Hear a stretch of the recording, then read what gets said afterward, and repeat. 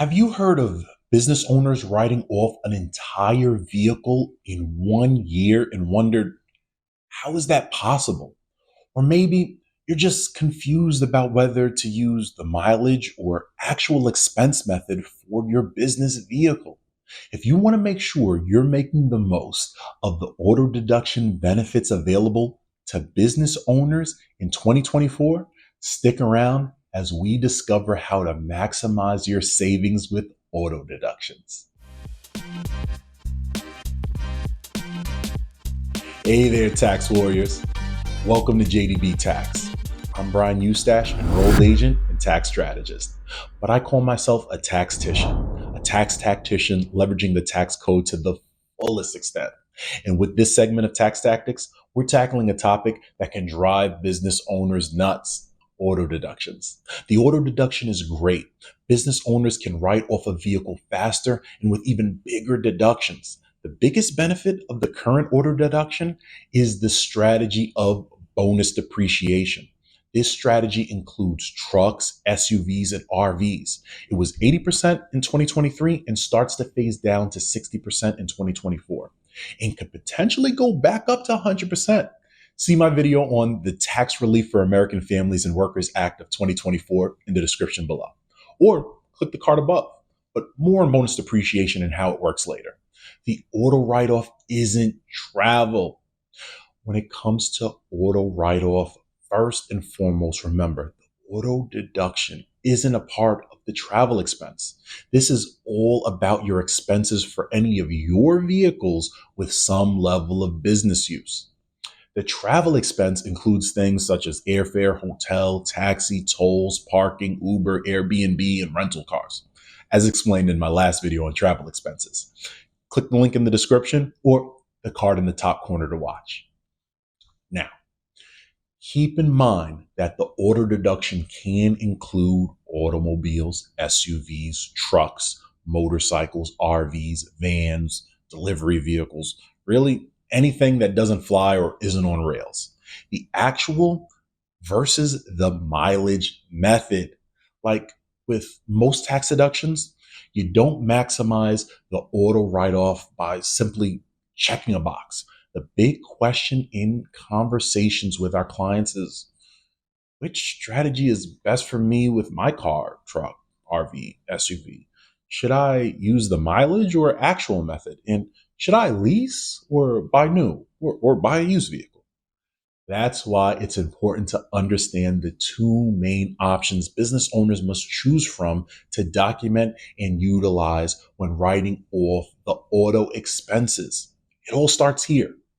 The mileage method is a fixed deduction amount in cents that you can take for every business mile you drive your vehicle for business. It's set to include everything you might pay for with your car, for example, fuel, repair, maintenance, auto payments, etc. Now, the actual method allows business owners to take all of the expenses listed before plus depreciation. However, it requires the business owner to keep excellent records. This includes a mileage log. The write-offs can be significant. We'll touch on that in a few.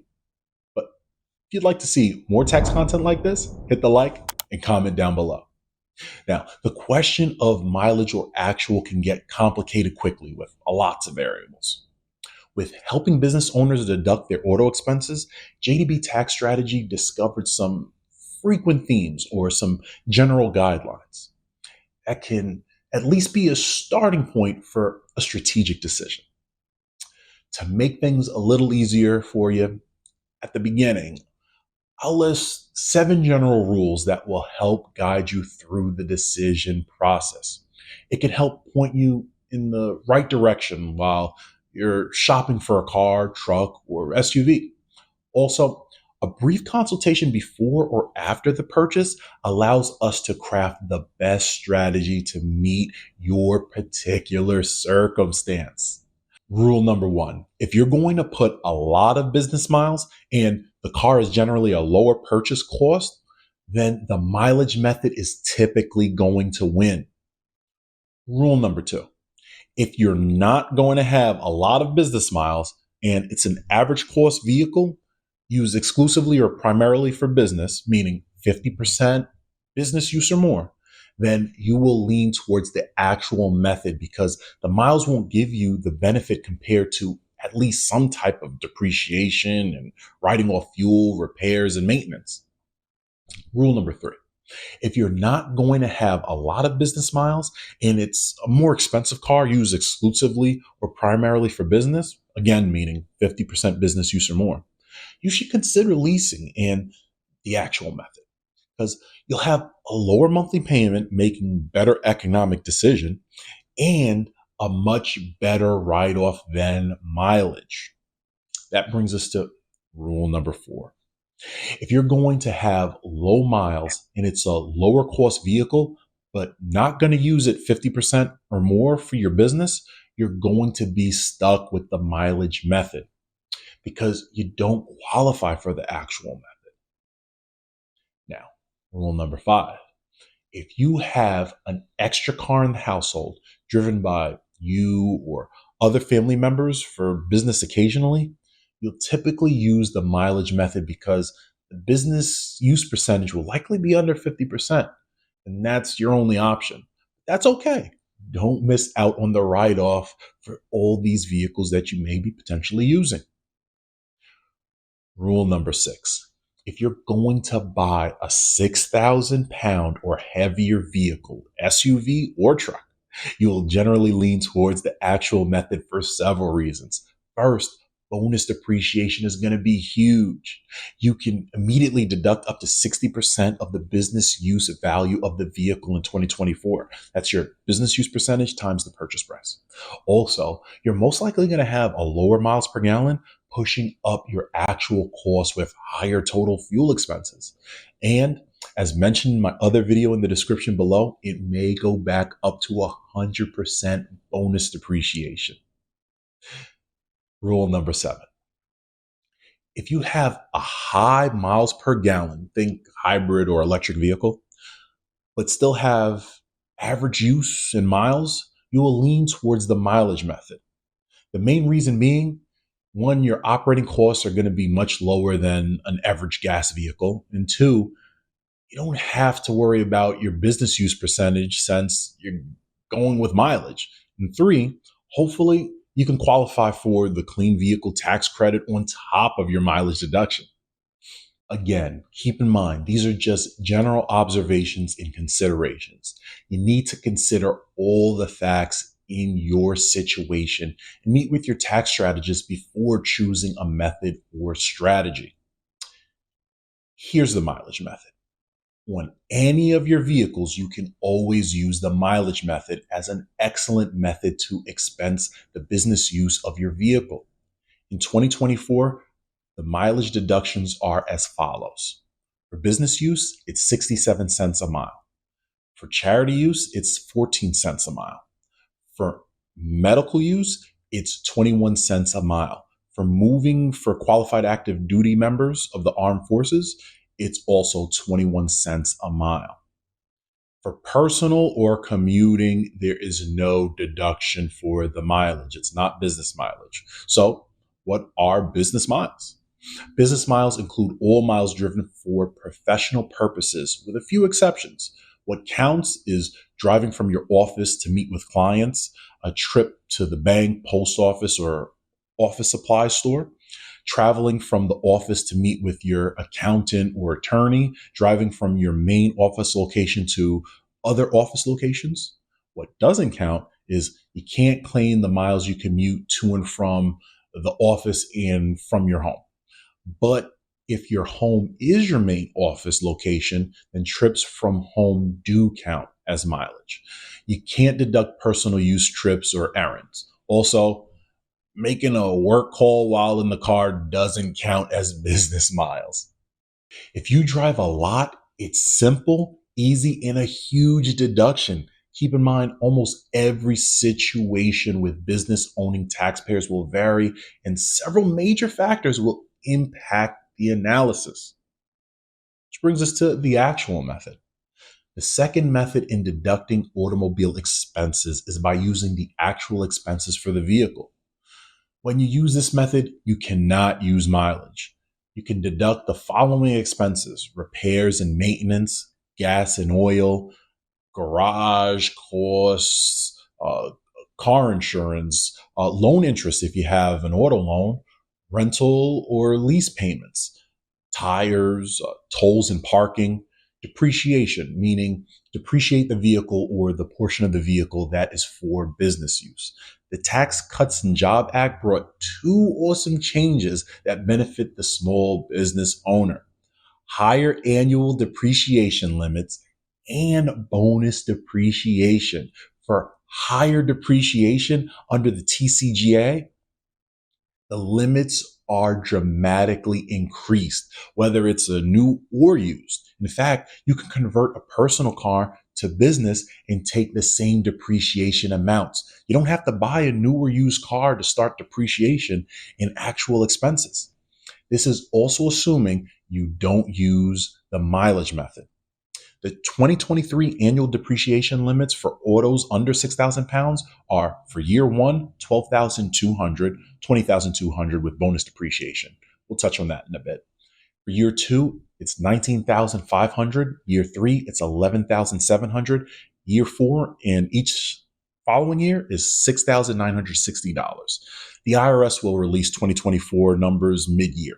So to illustrate, when you buy a $40,000 car starting in 2018 through the end of 2023, you can write off 79% of the car in the first 2 years, plus fuel, repairs, maintenance, etc. That's well over 80,000 in miles needed to be driven if you were using the mileage method.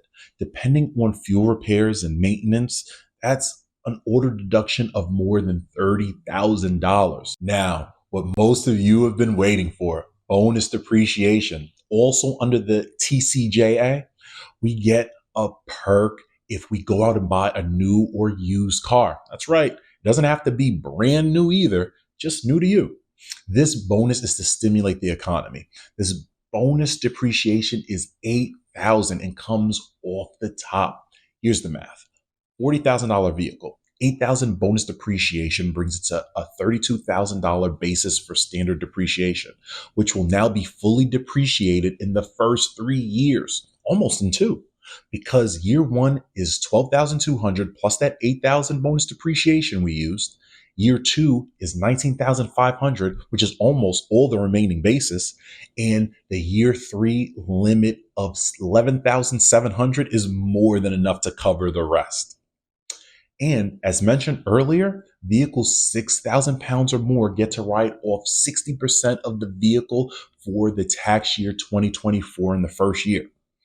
It was 80% in 2023 and is currently scheduled to go down to 40% in 2025 unless new tax laws are passed, which might just happen in the Senate to bring it back up to 100% bonus appreciation.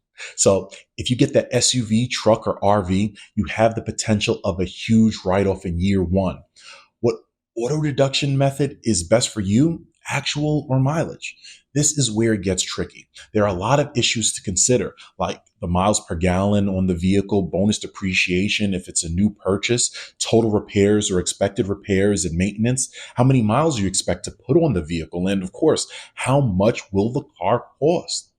Now, for leased vehicles, leasing is a phenomenal auto deduction strategy, but not without its drawbacks. The tax benefits are amazing. You can again take all the actual expenses, including the lease payments, based on your business use percentage.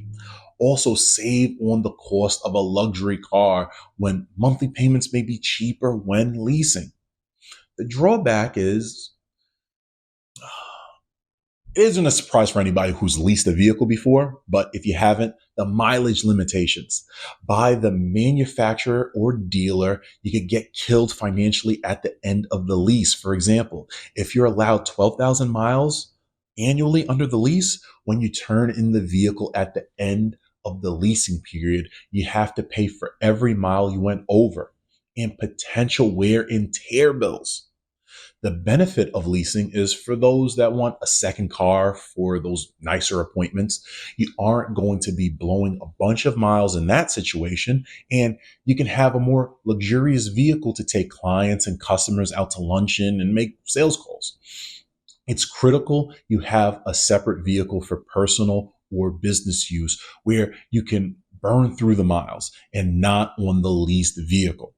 Here's a bonus tip: tracking mileage. No matter what method you choose, always track your mileage. Estimate it as best as you honestly and ethically can. This is because your total business miles will determine your business use percentage for the actual method and, of course, your mileage deduction if you're using the mileage method. It could be a written record, but the best strategy is to use an app on your phone that can track your mileage with a GPS tracking system, such as MileIQ. Also, create an auto deduction strategy in order to make a decision on which method is best for you in your situation.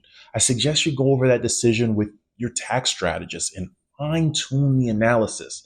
Many times, your tax advisor is going to be able to review the best strategy by looking at the overall picture of your tax return and if the strategy even makes sense. Unfortunately, best write-off can sometimes be suspended into the future because of the overall income of your business or businesses. Simply thinking through your options and realizing that if you're going to spend thousands of dollars on a vehicle, it's extremely worthwhile to take some time to analyze the various options for getting the best tax deduction. Tracking mileage is simple, but it could lead to a significant auto deduction that is often missed simply because it takes a little added effort. And when you have a tax strategist in your corner, you don't have to worry about missing a thing.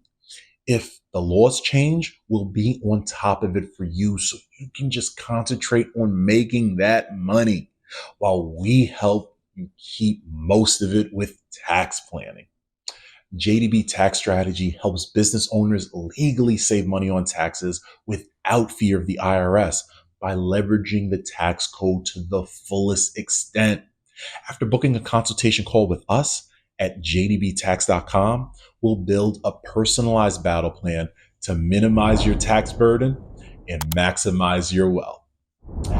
So subscribe, hit that notification bell, and click all to join me on this epic quest to conquer taxes and claim your financial throne. I post tax tactics every Tuesday and Thursday. See you next time, tax warriors.